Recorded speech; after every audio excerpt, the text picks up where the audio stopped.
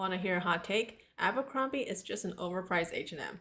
Yes, I said that. Now I'm going to take you into store and I'll show you why I think that. We're going to review the fabric, the construction, and of course the fit with try-ons of Abercrombie's new spring and summer collection. We're going to review everything from tops, bottoms, jackets, and dresses. We have a lot to get through, so make sure you're comfy, grab a snack, and let's get started. If you're new here, my name is Jen and I make fashion reviews here on YouTube. I also make short form content about makeup and fashion on TikTok, and I post my outfits on Instagram, so make sure you check those out too.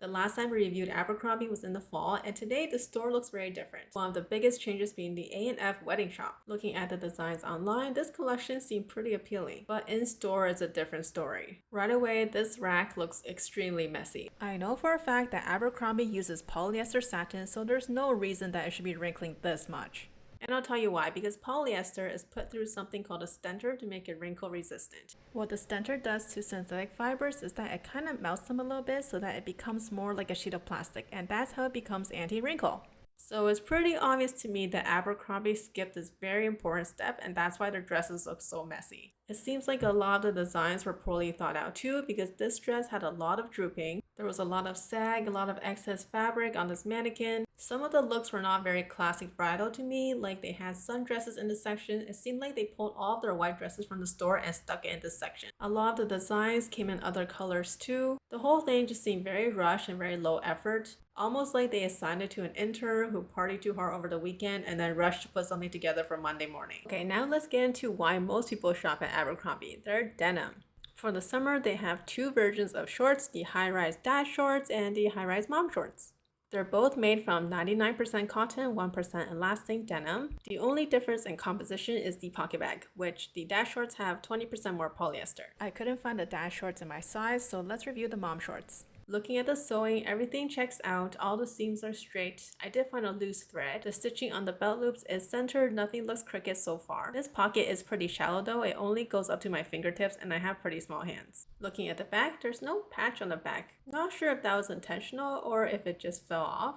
The sewing on the bottom looks straight as well, serger finish on the inside inseam. All pretty standard, all checks out so far. The inside looks good too. I don't see any problems with the zipper. All in all, a pretty standard set of denim shorts.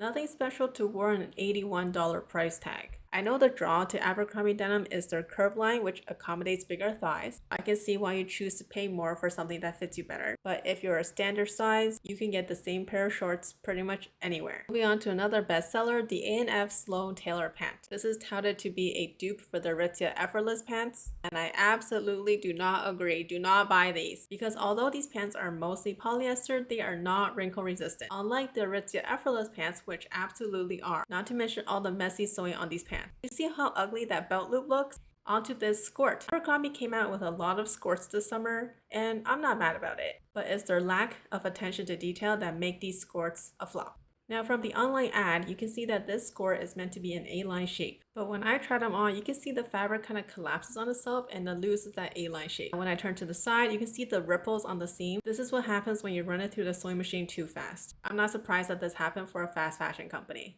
However, I will say I appreciate this skirt is 3 layers. So it has the external layer, a liner layer, and the shorts layer. All the layers are attached with an elastic band at the waistline. The shorts layer was a stretchy material, kind of like a biker short, so it was pretty comfortable. The sewing on the other 2 layers were not very straight. The liner layer was a chiffon and the outer layer as well. And thank goodness they added that second liner layer, because the external layer is completely see-through and it would just look so silly. Moving on to another skirt, this is their tweed skirt. This one only has 2 layers because the external layer is not see-through, but this one is not as comfortable because instead of using a stretchy activewear material to make the shorts, they used the liner fabric to make the shorts. And this is not going to be comfortable because there is zero stretch in this liner fabric. I didn't bother trying this one on, I already know it's going to be uncomfortable. Moving on to the tweed jacket, it looks pretty high-end based on the photos. I mean, I don't love that there's acrylic in it, but most fashion brands use acrylic in their tweed these days. But boy, was I disappointed when I saw it in real life, because look at this jacket. Everything is misaligned, from the pocket to the pattern of the tweed, but it might just be poor quality control because I looked at a second jacket and it was aligned. The weave on this tweed is pretty loose, so you already know it's gonna easily snag. And this is just a silly pet peeve of mine, but if you're gonna take time to put logos or emblems on your buttons, why not take the time to make sure they're the right way up? When I tried it on, I thought it looked pretty similar to the online photos, except the sleeves were way too long for me. Otherwise, I thought the shape of the jacket was pretty clean. I like how sharp the shoulders are, but it doesn't matter how good the construction is, if the fabric is bad quality like we saw, it's not worth buying. Looking at the second tweed jacket, I can't believe this whole thing is polyester. That's kind of crazy. But the fabric was much denser, it was very heavy. I don't think this fabric will snag as easily as the last one, but you can see the way they installed this trim was pretty messy, especially at the curves. The buttons on these are reinforced, which is a good sign. I really like the lining fabric on the inside. It was nice and thick and silky. It didn't droop down past the shell fabric, which is also a good sign. I do wish they aligned the pattern though, between the front, the back, and the pockets. It would have looked much cleaner, much nicer. When I tried it on, it just looks like a straight jacket. It looks really frumpy. I don't know if it's because of the stiffness of the fabric. So although both of these tweed jackets are much cheaper than market price, I don't think they're worth buying. Moving on to their classic suiting blazer, similar to their Sloan pants, these are not really worth it. Simply because the fabric they use is so wrinkly, and you do not want to have wrinkles all over your clothes in a professional environment. The design of this blazer is truly very minimal and not in a good way. There is a lining throughout, but you should not be seeing the seam allowance on the outside of the fabric. And you can very clearly see it here and on the sleeves. Not to mention there are 0 button details on the sleeve, not even fake buttons. This is called a welt pocket with flap, and you can see the flap is kind of bumpy looking. The welt, which is that narrow piece of fabric on top, is also kind of bumpy and crinkly. There's no back vent on this blazer, of course, because they're doing everything they can to keep the production costs low. Not to mention that this buttonhole isn't even pierced through. That's literally the bare minimum. And for the price of $120, this is just insane. You can get the same blazer at H&M for half the price. But their blazers must be popular because they also have a linen version. The welt on this pocket looks straighter and neater, but the sewing on the breast pocket is horrendous. Neither of these are straight. But at least they didn't use polyester for the lining, it's actually viscose, so technically this blazer is biodegradable. The inside of this blazer is one of the wrinkliest I've ever seen, and the lapels are not even on both sides. You see on the left, the bottom kind of sticks out, and on the right, they're aligned.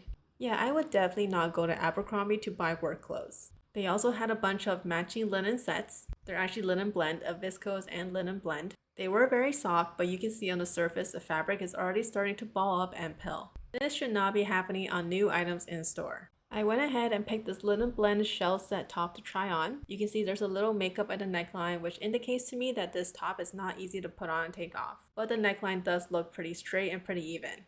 There are darts on the side, but I do wish they aligned the print better. There is a liner fabric, which is good because most linen fabrics and linen blends are a bit sheer. The sewing on both layers look pretty good, pretty straight.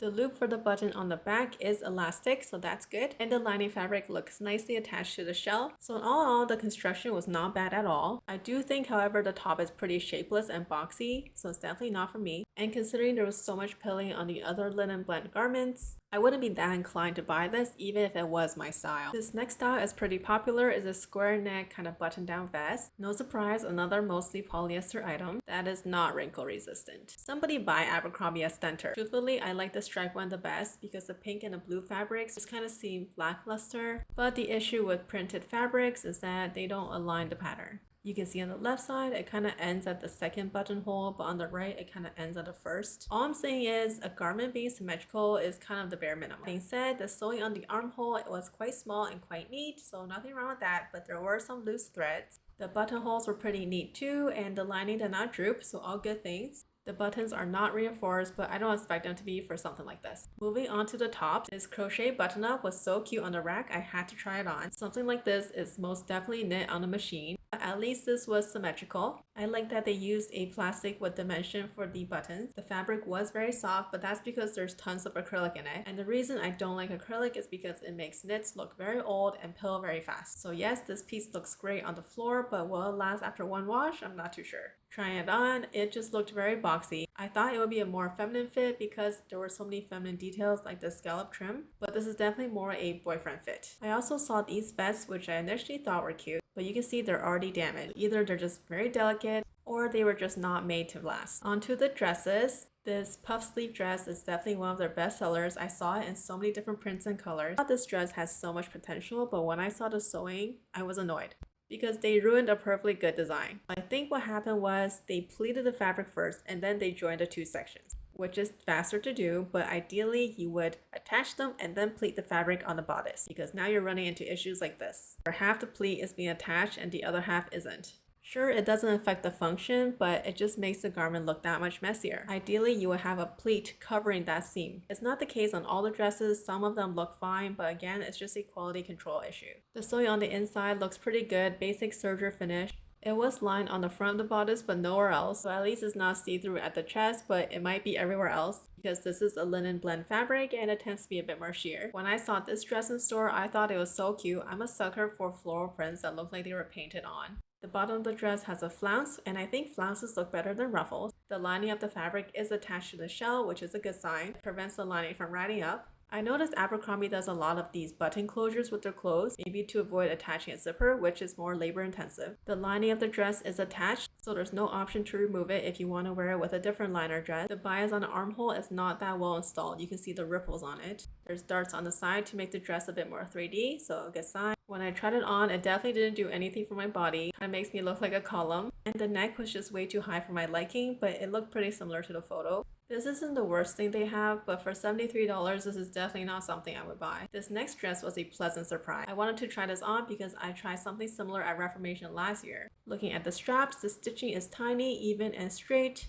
Same thing for the bottom of the dress, so far very impressed. There is a cotton lining on the inside, which is great. The smocking on the back is not the best work I've seen, but it's acceptable. The zipper looks kind of weirdly installed. The left side kind of looks higher than the right side. There is more bunching on the right side compared to the left, so again, symmetry is not considered. I do like the hardware on the straps. I think they look really clean and modern. It does look like the straps are not attached at the same place though. But I mean, on the body, it's very cute. It gave me some shape at the waist. There is a bit of crinkling at the front, but that's kind of typical for linen items, so I'm not mad about it. This is probably the only thing I would consider buying from here, but because I saw so much pilling on the other linen items, I didn't think it was worth the risk.